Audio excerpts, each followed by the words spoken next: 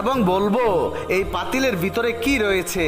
সে যদি বলতে পারে তাহলে ভালো, আর যদি বলতে না পারে তাহলে আমরা তাকেও পিটিয়ে মেরে ফেলবো এবং তাকেও জ্বালিয়ে দেব।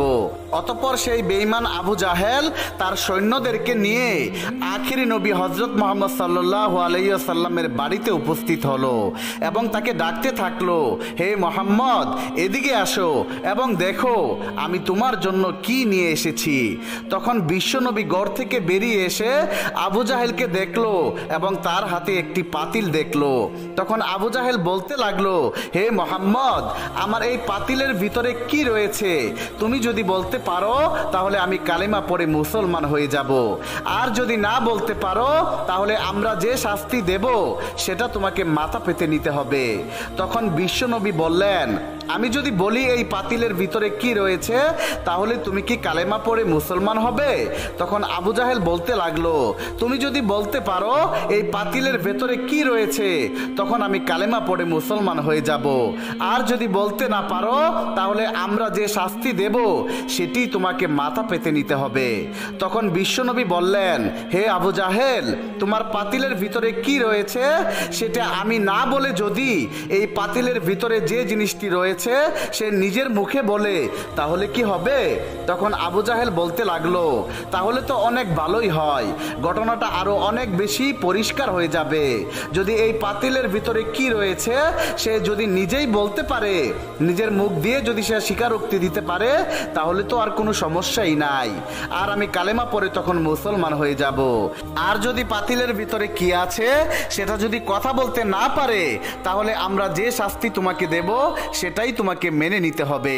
বিশ্বনবী তখন বললেন, ঠিক আছে, আমি তোমার চ্যালেঞ্জ গ্রহণ করলাম। পাতিলের ভেতরে কি আছে সেটা যদি কথা বলতে না পারে তাহলে তোমরা যে শাস্তি দেবে সেটি আমি মাথা পেতে নেব।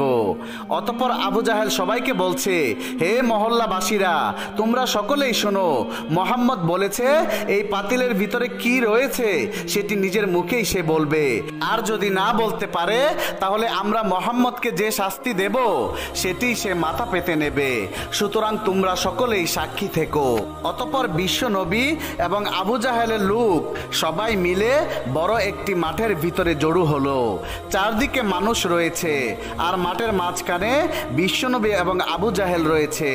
হযরত মুহাম্মদ সাল্লাল্লাহু আলাইহি ওয়াসাল্লাম তখন পাতিলের দিকে তাকিয়ে তার শাহাদাত আঙ্গুলটি ইশারা করে বলতে লাগলো, কে তুমি?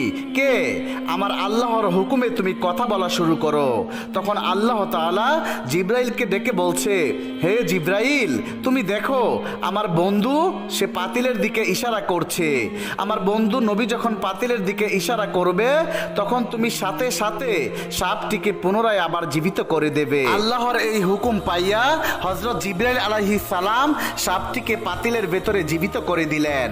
অতঃপর বিশ্বনবী যখন শাহাদাত আঙ্গুলটি পাতিলের দিকে দেখিয়ে বলতে লাগলো, কে তুমি? কে? আল্লাহর হুকুমে কথা বলো। এবার সাপটি বলতে লাগলো, সাপ কান্না করে বলছে, নবী গো, আমি হলাম মুসা নবীর উম্মত, আমার নাম হচ্ছে হারেসা। হে নবী, আমি আপনার কাছে আসতে গিয়ে মদিনা থেকে বুকের উপর ভর করে হাঁটতে হাঁটতে 6 মাস পর্যন্ত হাঁটার কারণে অনেক ক্লান্ত হয়ে গিয়েছিলাম। তখন আমি এই বেঈমানের বাড়ির সামনে একটু বিশ্রাম নিচ্ছিলাম, একটু ঘুমিয়ে পড়েছিলাম। এই বেঈমান সকালবেলা আমাকে দেখার পর আমাকে বেঁধে অনেক মেরেছিল। আমি অনেক বুঝিয়েছিলাম আপনার কাছে আসার জন্য, যেন একটু আমাকে সুযোগ করে দেয়, কিন্তু এই বেঈমান আমার কোনো কথাই শুনে নাই। সে আমাকে শিকল দিয়ে বেঁধে দিন রাত আঘাত করেছে এবং আমাকে মেরে ফেলেছে। একটি পর্যায়ে সে আমাকে জ্বালিয়ে দিয়ে ছাই করে সেই ছাইগুলো এই পাত্রটিতে ঢুকিয়ে রেখেছে। তখন বিশ্বনবী আবু জাহেলের দিকে তাকিয়ে বলল, তুমি কি দেখেছো তোমার পাতিলের ভিতরে কি রয়েছে? তখন আবু জাহেল তার হাত থেকে পাতিলটি ফেলে দিল, সাথে সাথে সাপটি পাতিল থেকে বের হয়ে আসলো। তখন সাপটি আবু জাহেলকে মারার জন্য দৌড়াতে লাগলো। তখন আবু জাহেল দৌড়াতে দৌড়াতে বিশ্বনবীকে বলতে লাগলো, হে মুহাম্মদ, তুমি তাড়াতাড়ি তোমার সাপকে থামাও। তখন বিশ্বনবী সাপটিকে লক্ষ্য করে বলল, হে সাপ, তুমি থামো। তখন সাপটি নবীজিকে বলল, নবী গো, আমি আপনার নাম জপার কারণে অপরাধী হয়ে গিয়েছি, এই আবু জাহেল আমাকে এত বেশি আঘাত করেছে, এত বেশি কষ্ট দিয়েছে যে আমি বলে বোঝাতে পারবো না। তাই আজকে আমি ওকে শেষ করে ফেলবো, আমি ওকে ধ্বংস করে দেব। আবু জাহেল তখন ভয়ে ভয়ে বলতে লাগলো, হে মোহাম্মদ, কিছুই তো বুঝতে পারছি না, আমার মনে হয় তোমার সাপ আমাকে মেরেই ফেলবে। এই বলে আবু জাহেল আবার দৌড়াতে লাগলো। তখন সাপটি আবু জাহেলের পিছু পিছু লাগলো। বিশ্বনবী তখন সাপটিকে আবারও বলল, হে হারেসা, তুমি ওকে ছেড়ে দাও। নবীজির কথা শুনে সাপটি একবার সামনের দিকে তাকায়, আবার পিছনের দিকে তাকায়, এরপর জিহ্বাটা বের করে দিয়ে কান্না করতে লাগলো। তখন বিশ্বনবী বলতে লাগলো, হে হারেসা, তুমি আমার কাছে মাফ চাওয়ার জন্য এতদিন এত কষ্ট করেছো, যাও আমি তোমাকে মাফ করে দিলাম। তখন হারেসা সাপটি কান্না করে বলতে লাগলো, নবী গো, আপনি আমাকে মাফ করেছেন, আমার জীবন ধন্য হয়ে গিয়েছে। এই বলে হারেসা পচা পানির দিকে রওনা করলো। হারেসা সাপটি যাচ্ছে আর আমার নবীর দিকে একবার তাকায়, আবার সামনের দিকে একবার তাকায়। তখন বিশ্ব নবী চাচা আবু জাহেলকে ডেকে বলল, চাচা, তুমি কি আর মানুষ হবে না? নবীজির কথা শুনে আবু জাহেল মাথা নিচু করে দাঁড়িয়ে রইল।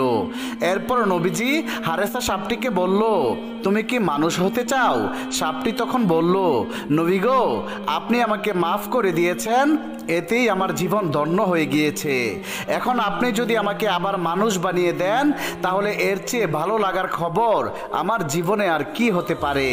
বিশ্বনবী তখন আল্লাহর দরবারে মোনাজাত করে বললেন, হে আল্লাহ, তুমি আমার হারেসাকে মানুষ বানিয়ে দাও। তখন আল্লাহ রব্বুল আলামিন নবীজির দোয়া কবুল করে নিলেন। হারেসা সাপ মানুষে রূপান্তর হয়ে গেল। কিতাবের ভিতরে উল্লেখ রয়েছে, হারেসা মানুষ হবার পরে তার বাকি জীবন বিশ্বনবীর খেদমতে কাটিয়ে দিয়েছেন। সুবহানাল্লাহ। একদা বিশ্বনবী সাহাবীদের এক মজলিসে উপস্থিত ছিলেন। এমন সময় সেখানে একজন গ্রাম্য বেদুইন ব্যক্তি উপস্থিত হলো। তখন তার হাতে শিকার করা একটি গুইসাপও ছিল। সেই বেদুইন হযরত মুহাম্মদ সাল্লাল্লাহু আলাইহি সাল্লামের দিকে ইশারা করে সাহাবায়ে কেরামদেরকে জিজ্ঞাসা করলো, তিনি কে? সাহাবায়ে কেরাম উত্তর দিলেন, তিনি আল্লাহর রাসূল, বিশ্বনবী মুহাম্মদুর রাসূলুল্লাহ সাল্লাল্লাহু আলাইহি ওয়াসাল্লাম। ইনি হলেন জিন ও ইনসানের নবী, ইনি হলেন তামাম বিশ্বজাহানের নবী। অতঃপর সেই বেদুইন গ্রাম্য ব্যক্তি বলল, আমি লাত ও উজ্জার কসম করে বলছি, আমি তাকে নবী বলে স্বীকার করি না। তবে আমার হাতে যে শিকার করা গুইসাপ রয়েছে, সেই সাপটি যদি কথা বলে তার নবুয়াতের ব্যাপারে স্বীকৃতি দান করে, তাহলে আমি তাকে নির্দ্বিধায় নবী বলে মেনে নেব। হে মোহাম্মদ, যতক্ষণ পর্যন্ত এই গুইসাপটি আপনার উপর ঈমান না আনবে, ততক্ষণ পর্যন্ত আমিও আপনার উপর ঈমান আনব না। তখন হযরত মুহাম্মদ সাল্লাল্লাহু আলাইহি ওয়াসাল্লাম বললেন, হে বেদুইন, তুমি সত্যি করে বলো তো, ওই গুইসাপটি যদি তোমার কথা মতো আমার উপর ঈমান আনে, আমার নবুয়তের ব্যাপারে স্বীকৃতি প্রদান করে, তাহলে কি তুমি আমার প্রতি ঈমান আনবে? তখন বেদুইন ব্যক্তি জবাব দিল, যদি সত্যি এটি হয়, তাহলে আমি নির্দ্বিধায় তোমাকে নবী বলে স্বীকার করে নেব এবং তোমার প্রতি ঈমান আনব। তখন আল্লাহর নবী বিশ্বনবী বেদুইনকে বললেন, তুমি গুইসাপটিকে ছেড়ে দাও। রাসূল আকরাম সাল্লাল্লাহু আলাইহি ওয়াসাল্লামের আদেশ মতো সেই বেদুইন ব্যক্তি তার সামনে সাপটিকে ছেড়ে দিল। এরপর আল্লাহর নবী গুইসাপটিকে বললেন, হে গুইসাপ। গুইসাপকে ডাক দেওয়ার সঙ্গে সঙ্গে সেই সাপটি সকলের বোধগম্য বিশুদ্ধ আরবি ভাষায় জবাব দিল, লাব্বাইক ইয়া রাসূল আল্লাহ, আমি আপনার খেদমতে উপস্থিত এবং আমি আপনার অনুগত। গুইসাপের এই কথাগুলি উপস্থিত সকলে শুনল এবং বুঝতে পারল। এরপর বিশ্বনবী গুইসাপকে জিজ্ঞাসা করলেন, হে গুইসাপ, তুমি কার ইবাদত করো? জবাবে গুইসাপ বলল, আমি ওই আল্লাহর ইবাদত করি যার আরশ আকাশে, যার রাজত্ব দুনিয়াতে, যিনি সমুদ্রের ভিতরে পথ সৃষ্টি করেছেন, যিনি বেহেশতের রহমত এবং দুজুকে আযাব সৃষ্টি করেছেন। আল্লাহর নবী হযরত মুহাম্মদ সাল্লাল্লাহু আলাইহি ওয়াসাল্লাম গুইসাপকে পুনরায় জিজ্ঞাসা করলেন, হে গুইসাপ, আমি কে? তখন গুইসাপ জবাব দিল, আপনি আল্লাহর রাসূল এবং আপনি আখিরি নবী। যে ব্যক্তি আপনার সততা স্বীকার করবে সে সফল কাম হবে, আর যে ব্যক্তি আপনাকে মিথ্যা প্রতিপন্ন করবে সে ব্যর্থ হবে। অতঃপর হযরত মুহাম্মদ সাল্লাল্লাহু আলাইহি ওয়াসাল্লাম সেই গ্রাম্য বেদুইন লোকটির দিকে লক্ষ্য করে বলল, হে বেদুইন, এখন কি তোমার মনে আমি আল্লাহর রাসূল হওয়ার ব্যাপারে আর কোনো সন্দেহ রয়েছে? বেদুইন ব্যক্তিটি বলল, ইয়া রাসূল আল্লাহ, ইয়া হাবিব আল্লাহ, যার নবুয়তের ব্যাপারে একটি গুইসাপ সাক্ষ্য দেয় তার নবুয়তের ব্যাপারে সন্দেহ করার আমি কে?